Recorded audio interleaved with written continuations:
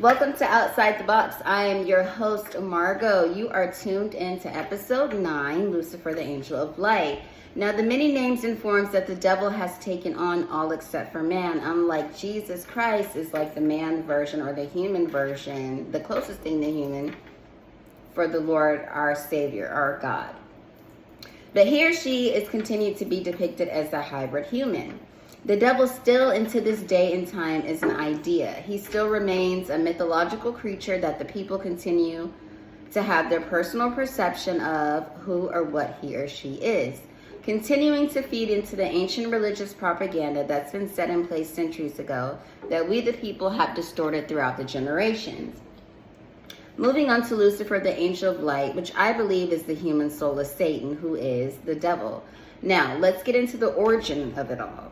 So the closest thing to human form that Satan, the devil, has ever been perceived is when Lucifer's first task was to come down to earth, earth was not created yet, but kind of a simulation earth, to act as a Parisian official to watch humanity and report to the king in question. Lucifer, who is Satan, who is also the devil, his or her foundation is the opposite of the Lord. The Lord's eyes, all things are good. Lucifer is cynical about human goodness and was permitted to test it under God's control.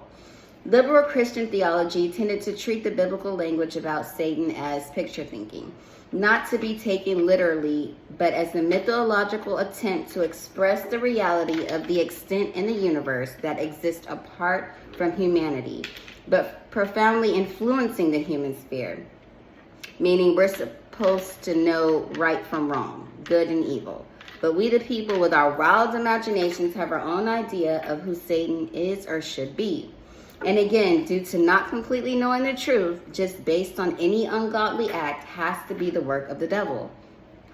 In Judaism, Christianity, and Islam, Satan is known as the prince of evil spirits and adversary of God, who rebelled against God, who was blinded by the light of goodness, because remember, God only sees good, and was unable to see the one true thing that humanity possesses, and that is free will.